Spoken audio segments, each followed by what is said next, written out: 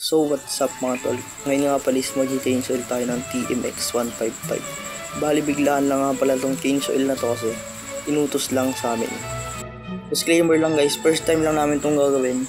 So kung may mali naman kaming magagawa, nasa sa inyo na yun kung i-correct nyo po kami, and tatanggapin naman po namin kung i-correct nyo man kami.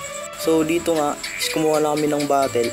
Bali iniwan lang namin siya sa gitna ng pabox kasi dito natin i-drain yung langis na makuha natin dun sa motor. Bali yung oil cap nga pala nitong TMX 155 is nasa gilid niya malapit sa shifter. So bali gumamit lang kami dito ng 24mm na socket wrench para mabaklas siya. Dito nga since maluwag na siya, minano-mano na namin siyang baklasin gamit yung kamay namin, and sinigurado na rin namin na nakatapat na mabuti yung bottle para hindi matapon yung langis. So makita nyo nga dito, itim na yung langis and konti na rin yung tumutulo. Isa lang ibig sabihin yan mga tol, malapit na kumatok yung makina, so buti nilang naagapan natin.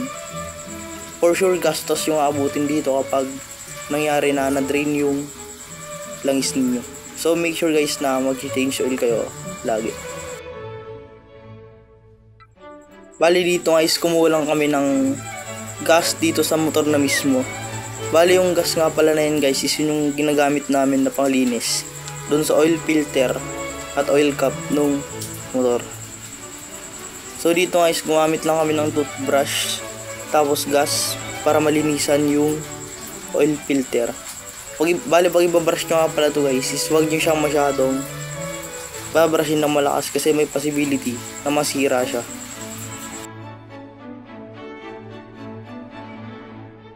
So after nga namin siyang linisan is banalik na namin siya. Bali ang ginawa lang namin dito is tinulak namin then pihit pa clockwise.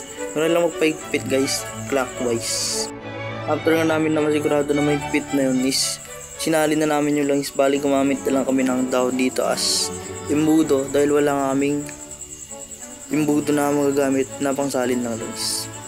After 5 minutes na pinapandar yung motor, bali tinetesting na lang. Bali kami nga pala guys, pag nag-change oil kami, pinapaandar lang namin yung motor for 5 to 10 minutes. Bali after nga yan guys, is goods na yun, tinabi na lang namin yung mga gamit para hindi pa kalat-kalat. And ganun lang kadali mag-change oil. Salamat sa panonood at sana may natutunan po kayo.